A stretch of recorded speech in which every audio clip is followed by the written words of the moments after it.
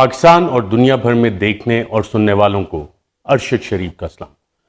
ناظرین، دنیا بھر میں جو عالمی ریسرچ ہوئی فاشزم کے متعلق، اگر ان عالمی جریدوں کو دیکھا جائے، ریسرچ پیپرز کو دیکھا جائے اور کتابیں پڑھی جائے تو اس میں چند خصوصیات سامنے آتی ہیں کہ فاشسٹ حکومتیں کرتی کیا ہیں۔ جو فاشسٹ حکومتیں ہوتی ہیں وہاں پہ انسانی حقوق کی پامالی ہوتی ہے، میڈیا پہ سینسرشپ ہوتی ہے، جو اپوزیشن ہوتی ہے اس کو کسی نہ کسی طرح سے کچلنے کی کوشش کی جاتی ہے، تمام حکومتی جو ادارے ہیں ان کو استعمال کیا جاتا ہے، الیکشنز یا تو فراڈ کے ذریعے ہوتے ہیں یا الیکشنز کو مینیپولیٹ کیا جاتا ہے، لوگ جو ہیں ان کی زندگی اور ان کے جو حقوق ہیں، بنیادی انسانی حقوق، وہ پامال کیے جاتے ہیں، اور اس حوالے سے بہت سی انٹرنیشنل سٹڈیز ہیں، آپ بھی وہ جا کے دیکھ سکتے ہیں۔ اور جب ہم آج کے پاکستان پہ ناظرین نظر ڈالتے ہیں تو نظر یہ آتا ہے کہ شہباز شریف اور بلاول بھٹو کی جو مخلوط حکومت ہے اس میں وہ تمام خوبیاں فاشزم کی موجود ہیں جو انٹرنیشنلی کریکٹرسٹکس بتائی جاتی ہیں کہ فاشسٹ حکومتیں کرتی کیا ہیں۔ اس میں ایک اور کام ہوتا ہے کہ جو سیاسی مخالفین ہیں انہیں راستے سے ہٹانے کی کوششیں بھی کی جاتی ہیں۔ آج ہی کی مثال لے لیں، آج سابق وزیر اعظم عمران خان دہشت گردی کے مقدمے میں عدالت میں پیش ہوئے اور 20 ستمبر تک ان کی ضمانت میں توسیع کر دی گئی۔ جو حکومتی پروسیکیوشن تھی وہ آج بھی ایک دفعہ تیار نہیں تھی، کیونکہ جب مقدمے اس طرح سے بنائے جائیں جو کہ جعلی ہوں، جھوٹ پہ مبنی ہوں، صرف پرسیکیوشن کے لیے بنائے جائیں تو ان کا عدالتوں میں دفاع کرنا مشکل ہو جاتا ہے۔ اور عمران خان کا قصور کیا ہے؟ عمران خان کا جو جرم بتایا گیا اس میں 780 کا پرچہ کاٹتے ہوئے کہ جو انہوں نے دہشت گردی کا جرم کیا وہ یہ تھا کہ ڈاکٹر شہباز گل جو کہ امریکہ کی ایک یونیورسٹی میں اسسٹنٹ پروفیسر ہیں، ان کے چیف آف سٹاف ہیں، جب انہیں گرفتار کیا گیا تو کسٹڈی میں ان کے اوپر جب زیر حراست تھے تو ان پہ ٹارچر کیا گیا، کسٹوڈیل ٹارچر، اور انہوں نے کہا کہ اس حوالے سے میں قانونی ایکشن لوں گا، اور عمران خان پہ دہشت گردی کا مقدمہ اس بات پہ کر دیا گیا۔ ڈاکٹر شہباز گل کے اوپر کسٹوڈیل ٹارچر پہ کوئی کمیشن آف انکوائری ابھی تک اس حکومت نے تشکیل نہیں دیا ہے، لیکن عمران خان پہ ناظرین جو دہشت گردی کا مقدمہ ہوا، اگر آپ سپریم کورٹ آف پاکستان کی متعدد ججمنٹ دیکھیں، اور اس میں ایک لینڈ مارک ججمنٹ ہے سابق چیف جسٹس آصف سعید کھوسہ صاحب کی، ان تمام ججمنٹس کو پڑھیں تو آپ کو بڑا واضح نظر آتا ہے کہ عمران خان پہ یہ بوگس، جعلی، جھوٹا مقدمہ کیوں کیا گیا، اور یہ کسی بھی عدالت میں سٹینڈ نہیں کر سکتا۔ سپریم کورٹ کے متعدد فیصلوں جس میں لارجر بینچ بھی شامل تھے، ان فیصلوں کی روشنی میں ایک اور چیز اگر ہم دیکھیں جو فاشسٹ حکومتیں کرتی ہیں، وہاں میڈیا کو کنٹرول کرنے کی بھرپور کوشش کی جاتی ہے، اور شہباز شریف اور بلاول بھٹو کے دور میں ناظرین آج جو چیزیں ہو رہی ہیں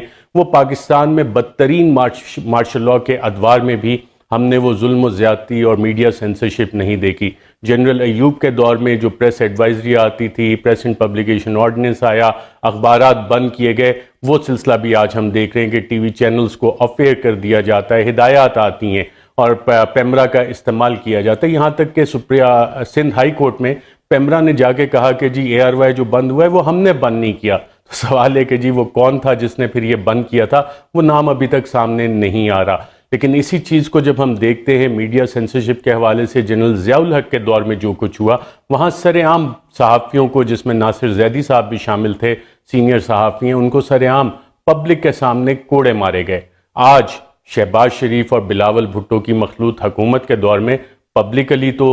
چیخیں صحافیوں پہ ظلم نہیں ہو رہا، جو چیخیں پبلکلی سنی جاتی تھیں وہ ان عقوبت خانوں سے وہ چیخیں آتی ہیں جب ٹارچر کیا جاتا ہے، اور یہ آج کے دور میں ہو رہا ہے۔ اس بلاول بھٹو کی سندھ حکومت میں بھی یہ کام ہوا جو کہ ہیومن رائٹس کمیٹی میں ماضی میں تو بڑی صحافیوں کے خلاف ایکشن لیتے تھے، لیکن آج بالکل خاموش ہیں۔ اس ظلم اور زیادتی میں شاید شریک جرم ہوں گے اور انہیں سب چیزوں کا پتہ ہے کہ یہ کیا ہو رہا ہے۔ سندھ صوبے میں بہت سی جعلی FIR صحافیوں کے خلاف کاٹی گئیں، سندھ حکومت ہوتے ہوئے، مراد علی شاہ کی حکومت ہوتے ہوئے، اور اس میں ناظرین اگر ہم یہ ظلم کی داستانیں گننا شروع کریں تو ہمیں پتہ لگتا ہے کہ نوجوان صحافی جمیل فاروقی، ان کو جس طرح سے گرفتار کیا گیا اور انہیں تشدد کا نشانہ بنایا گیا، انہیں برہنہ کر کے تشدد کا نشانہ بنایا گیا، ان کے جسم پہ یہ نشانات موجود تھے جب وہ باہر آئے اور اسلام آباد انہیں ٹرانسپورٹ کیا جا رہا تھا۔ جمیل فاروقی ان نوجوان صحافیوں میں سے ناظرین ایک عام پاکستانی ہے جو عام پاکستانیوں کی طرح اس نے محنت کر کے اپنا نام بنایا، کوئی اس کے لیے سفارش نہیں تھی، کوئی اس نے شارٹ کٹ استعمال نہیں کیا، اپنی محنت دن رات کر کے اس نے اپنا نام بنایا. اور اس کا قصور کیا ہے جمیل فاروقی کا؟ جمیل فاروقی کا ناظرین قصور یہ ہے کہ وہ عام پاکستانی کی بات کرتا ہے، عام پاکستانی کے حقوق کی بات کرتا ہے، وہ سوال کرتا ہے، ایک عام پاکستانی کی طرح سوال کرتا ہے ان طاقتور حلقوں سے جو کہتے ہیں کہ جناب ہم تو کسی قانون کے تحت نہیں آتے، ہمارے بارے میں اگر تم سوال کرو گے، آواز اٹھاؤ گے تو تمہیں نشان عبرت بنا دیا جائے گا. اور جمیل فاروقی کے ساتھ یہ تشدد کیا گیا. نہ صرف جمیل فاروقی، آپ عمران ریاض خان کی مثال لے لیں. عمران ریاض خان کی استقامت اور بہادری کو باقاعدہ طور پہ میں سلام پیش کرتا ہوں کہ 2 درجن سے زائد اس کے اوپر مقدمے کیے گئے، اور جب اسے گرفتار کیا گیا تھا، ایک تھانے سے دوسرے تھانے، ایک عدالت سے دوسرے تھانے لے جایا جا رہا تھا، تو اطلاعات یہ ہیں کہ اس پہ بھی ان ہیومن ٹریٹمنٹ اس کے ساتھ کی گئی. جس طرح دہشت گردوں کے اوپر کالا کپڑا منہ پہ چڑھا دیا جاتا ہے، وہ ان پہ چڑھایا گیا، اور ان ہیومن ٹریٹمنٹ اور تشدد کی اطلاعات ہمارے پاس موجود ہیں کہ عمران ریاض خان پہ تشدد کیا گیا. لیکن سلام ہے عمران ریاض خان کو کہ جب اس کو موقع ملا اس نے ہمیشہ پاکستان زندہ باد کا نعرہ لگایا. عماد یوسف جو ARY نیوز کے ہیڈ آف نیوز اور کرنٹ افیئرز ہیں، ان کے گھر جس طرح رات کو ریڈ کی گئی، اس طرح دہشت گردوں کو ریڈ کر کے اٹھایا جاتا ہے. اس کے معصوم بچے آج بھی اس ریڈ کی وجہ سے جو پرائیویسی آف ہوم انویڈ کی گئی سندھ میں، سندھ حکومت جہاں پاکستان پیپلز پارٹی کی حکومت ہے، بلاول بھٹو زرداری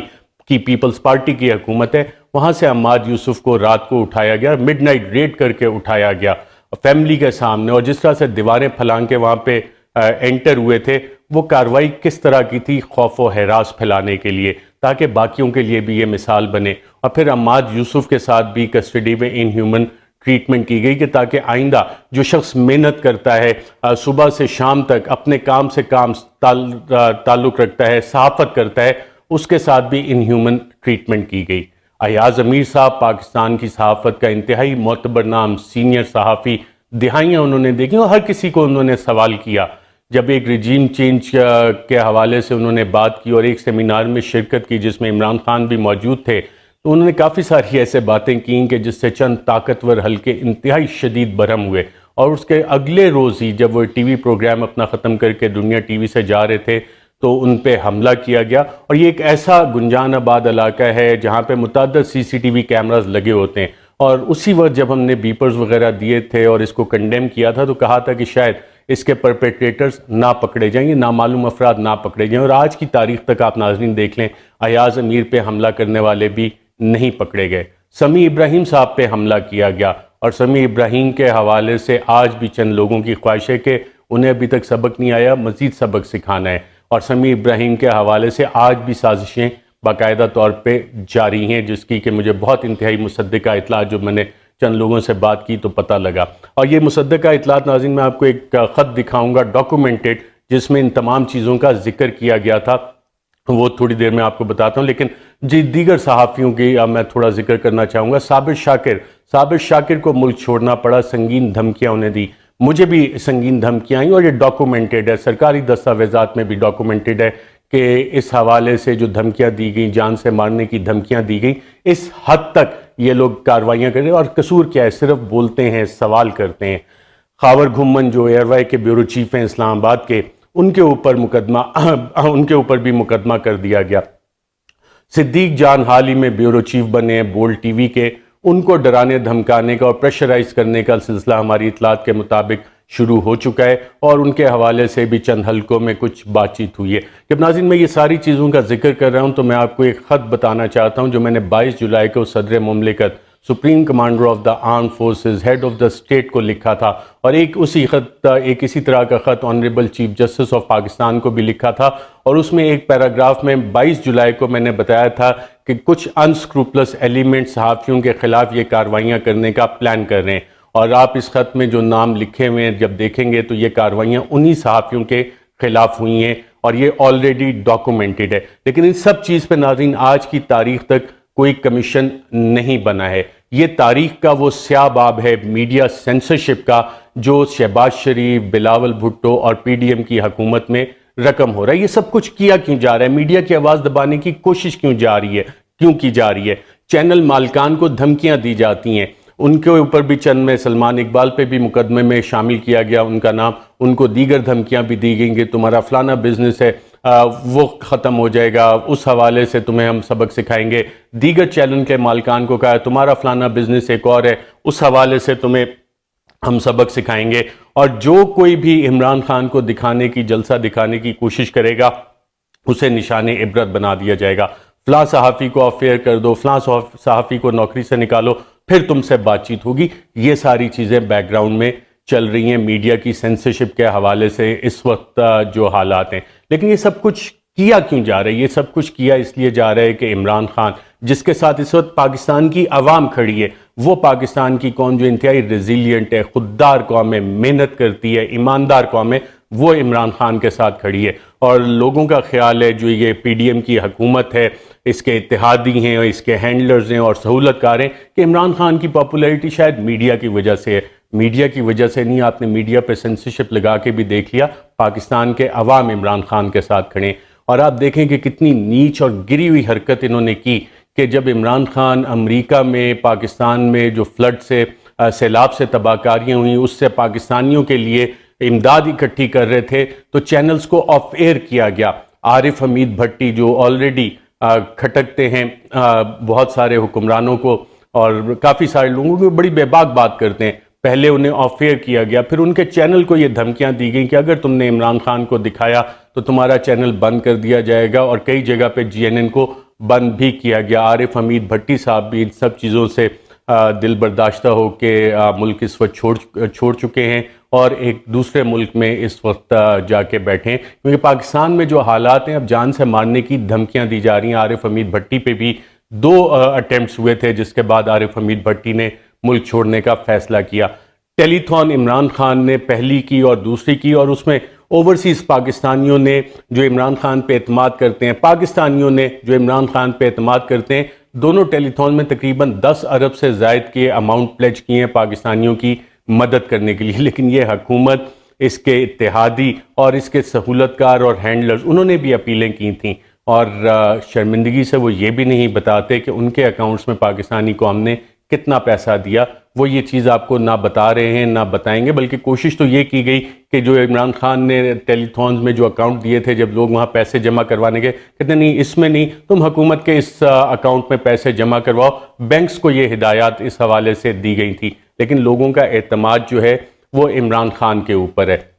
اس وقت ناظرین حکومت کے حالات جو ہیں، اس حکومت کے، اس کے ہینڈلرز کے اور سہولت کاروں کے، وہ باقاعدہ رونے والے حالات ان کے ہوئے ہیں، اور اس کی وجوہات ہیں اور اس کا اظہار بلکہ ہم نے دیکھا بھی کہ ڈاکٹر مفتاح اسماعیل ایک پریس کانفرنس میں ہچکیاں لیتے ہوئے روتے نظر آئے۔ وہ تو پبلکلی چلے رو پڑے، لیکن جو اس کی حکومت کے ہینڈلرز ہیں، سہولت کار ہیں، اور یہ حکومت کے خود چند بند کمروں میں بیٹھ کے اپنا سر پیٹ رہے ہوتے ہیں کہ یہ ہوا کیا ہے۔ ہم عمران خان کے خلاف جو بھی قدم اٹھاتے ہیں، قوم اس کے ساتھ کھڑی ہو کے اس ساری کو ریورس کر دیتی ہے، اس قدم کو۔ ڈاکٹر مفتاح اسماعیل کے رونے کی ناظرین وجہ یہ نہیں ہے کہ انہیں پاکستانی قوم کا کوئی اتنا زیادہ دکھ تھا، اس کی اصل وجہ یہ ہے کہ ڈاکٹر مفتاح اسماعیل صاحب جب خفیہ ملاقاتیں کرتے تھے اور بتاتے تھے کہ جی تیل کی قیمت اتنی ہونی چاہیے، بجلی کی اتنی ہونی چاہیے، پریس کانفرنسز ریکارڈ پہ موجود ہیں، تو جب خفیہ ملاقاتیں کرنے جاتے تھے تو وہاں بھی وہ میٹھی گولیاں دیتے تھے، بہت سے سبز باغ دکھاتے تھے۔ اور آج کل حالت یہ ہے کہ ہر طرف سے، پارٹی کے اندر سے بھی اور دیگر جہاں پہ یہ خفیہ ملاقاتوں میں کہانیاں سناتے تھے، سب جگہ سے انہیں ڈانٹ پڑ رہی ہے کہ یہ تم نے کیا ہے پچھلے 6 ماہ میں، معیشت کا حال کیا ہے، ڈالر کو دیکھو، مہنگائی کو دیکھو۔ اور حالت اب ناظرین پاکستان کی اس وقت یہ ہو چکی ہے کہ آج اسد عمر صاحب نے ایک ٹویٹ کی اور اس میں کچھ انہوں نے امیج بھی شیئر کیا، اور بڑی خوفناک انہوں نے انفارمیشن اس حوالے سے شیئر کی کہ پاکستان کے جو بانڈز ہیں انٹرنیشنل مارکیٹس کا، ان پہ سے اعتماد اٹھ چکا ہے، اور یہ سب کچھ آئی ایم ایف پیکج آنے کے باوجود ہو رہا ہے۔ مارکیٹس سمجھ رہی ہے کہ پاکستان شاید ڈیفالٹ کرنے کی طرف جا رہا ہے، اور اسد عمر صاحب نے کہا کہ اس حکومت کا تمام فوکس شاید سوائے معیشت کی بہتری کے، وہ تمام کا تمام اپنے سیاسی مخالفین کو اور آزاد صحافیوں کو کچلنے کے لیے انہوں نے تمام اپنی انرجیز فوکس کی ہوئی ہیں۔ آئی ایم ایف آلریڈی یہ اسیسمنٹ دے چکا ہے کہ پاکستان کی معیشت بڑی تیزی سے سری لنکا کی صورتحال جیسے ہوئی تھی اور پھر سری لنکا نے ڈیفالٹ کیا، وہاں ہنگامے ہوئے، اس طرف کو جا رہے ہیں۔ عمران خان اپنے سمیع ابراہیم کے ساتھ انٹرویو میں بتا چکے ہیں کہ سری لنکا پلس والے حالات پاکستان میں بننے جا رہے ہیں۔ اس کا ناظرین تمام چیزوں کا حل کیا ہے؟ حل ایک بڑا واضح ہے کہ پاکستان میں جلد سے جلد ایک کیئر ٹیکر گورنمنٹ بنائی جائے اور آئین کے مطابق 90 دن میں انتخابات کرائے جائیں تاکہ ایک طویل مدتی حکومت آئے جس پہ عوام کا اعتماد ہو، اور عوام کے مینڈیٹ سے جو حکومت آئی وہ صرف پاکستان کو بحرانوں سے نکال سکتی ہے۔ اگر یہ ایسا کام نہیں ہوا اور جتنا اس کو پرولونگ کرتے رہیں گے تو یہ حکومت، اس کے ہینڈلرز اور اس کے سہولت کاروں کے لیے مشکلات میں اضافہ ہوتا جائے گا۔ اللہ آپ سب کی اللہ آپ سب کی مشکلات آسان کرے اور پاکستان کے اچھے دن لائے، اور پاکستان کے لیے ہم سب نے مل کے کام کرنا ہے۔ آج کے لیے ناظرین اتنا ہی، اجازت دیجیے گا، اللہ حافظ۔